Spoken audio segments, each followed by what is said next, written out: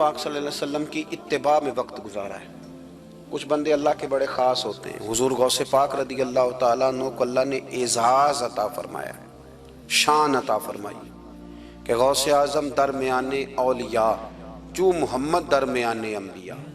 اس طرح نبیوں میں رسول کریم کا مقام ہے نا، اس طرح ولیوں میں غوث پاک جیلانی کا مقام ہے۔ حضور غوث پاک رضی اللہ تعالیٰ عنہ کو اللہ نے کئی اعزازات دیے۔ سب سے بڑی بات یہ کہ اللہ نے انہیں کرامات عطا کی۔ کرامت دین کا پورا ایک حصہ ہے۔ ہمارے یہاں نا لوگ کہتے ہیں اخلاق بیان کریں جی، وہ کہتے کیا تھے؟ کرامت کیا ہوتی؟ بھئی کرامت تو قرآن پاک نے بیان فرمائی۔ آصف بن برخیہ جناب بلقیس کا ملکہ بلقیس کا تخت لائے تھے۔ یہ اللہ نے کیوں آیت نازل کی قرآن پاک میں؟ وہ قصہ کہانی ہے کہ وہ جی تخت لائیں، یہ کیوں بیان کی؟ اور تخت آیا کس طرح آیا؟ انہوں نے کہا کہ آنکھ جھپکنے سے پہلے آ جائے گا، پھر آیا کہ نہیں آیا؟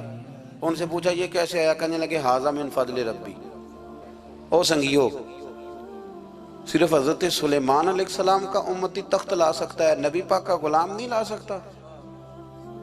یار آپ نے کرامت کا انکار کر کے اپنے آپ کو کمزور کر لیا۔ اور نہیں جی نہیں، یہ کیسے ہو؟ کیا مطلب ہے اس کا؟ آپ سورہ نمل روز پڑھیں اور جناب سلیمان علیہ السلام کے امتی کی شان بیان کریں کہ وہ آنکھ جھپکنے سے پہلے 80 گز اونچا، 80 گز چوڑا، 80 من وزنی تخت آنکھ جھپکنے سے پہلے لے آئے۔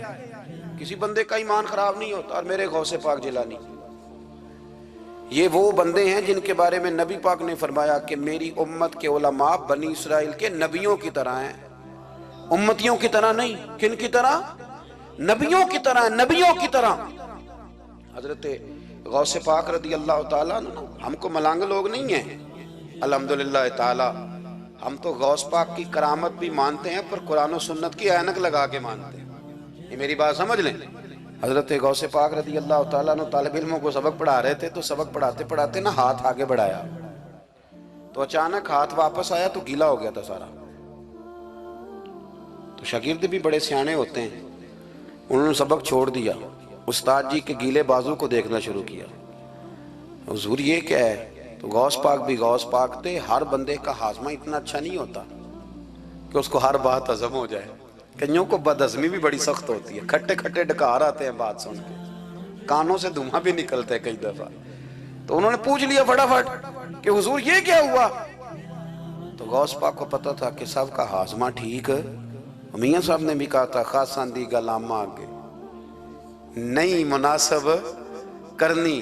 اگلا شعر میں نہیں یہ پڑھنا کیونکہ زیادہ ڈاڈ ہے، تو میں ادھر ہی رہتا ہوں، اتنا ہی کافی ہے کہ خاصاں دی گلامہ آگے نہیں مناسب کرنی۔ انہوں نے کہا حضور یہ کیا ہے؟ تو آپ فرمانے لگے تمہارے والی بات نہیں۔ اللہ اکبر۔ ابھی سبق پورا ہو رہا تھا تو بندے دوڑے دوڑے آ گئے اور انہوں نے نعرے لگانے شروع، یا غوث یا غوث یا غوث۔ لوگ کہتے ہیں غوث پاک سے ملتا نہیں۔ میں کہ ٹھیک ہے انہوں نہیں نہ ملیا، جنہوں ملیا اس تے رولا پانا نہ بڑا ملیا ہے، بڑا ملیا ہے، بڑا ملیا ہے۔ اپنا اپنا معاملہ نا، کسی نے کہا حضور کچھ نہیں دیتے، تو کسی نے کہا میرے کریم سے گر قطرہ کسی نے مانگا، دریا بہا دیے، در بے بہا دیے۔ اب جس کو ملا ہے وہ تو شور کرے گا۔ تو تھوڑی دیر کے بعد ہی بندے پہنچ گئے، انہوں نے آ کے یا غوث کے نعرے بھی لگائے، وہ مچلے بھی، وہ روئے بھی، وہ قدم بھی چومے، اپنے مقدر پہ ناز بھی کیا۔ شکر ہے اللہ کا، اللہ نے ہمیں آپ کا غلام بنایا، شکر ہے۔ تو طالب علموں نے پوچھا ہوا کیا؟ کہنے لگے کشتی میں بیٹھے تھے تو ڈوبنے لگی تھی، تو ہم نے کہا کہ ہم تو غوث پاک کے ماننے والے ہیں۔ تو پھر حضور غوث اعظم کا دست مبارک نمودار ہوا ہے اور کشتی کو پکڑ کے کنارے لگا دیا ہے، کشتی کو پکڑ کے کنارے لگا دیا ہے۔ ایک قریب کہنے لگا یہ کیسے ہو سکتا ہے؟ تو دوسرا اس کی کمر پہ تھپکے دے کے کہنے لگا ویسے ہی ہو سکتا ہے جیسے آصف بن برخیہ کے ساتھ ہوا تھا، بالکل ویسے ہی ہو سکتا ہے۔ سیدنا غوث اعظم کی کرامات اتنی متواتر کے ساتھ ہے کہ ملا علی قاری فرماتے اتنی تو کرامتیں سنی نہیں اتنی غوث پاک کو اللہ نے عطا فرمائی۔ رب کریم نے انہیں درجہ دیا، وقار دیا، ان کی دعاؤں کو قبولیت دی، اللہ نے انہیں اعزاز کے ساتھ نوازا، اللہ نے ان پر فضل فرمایا۔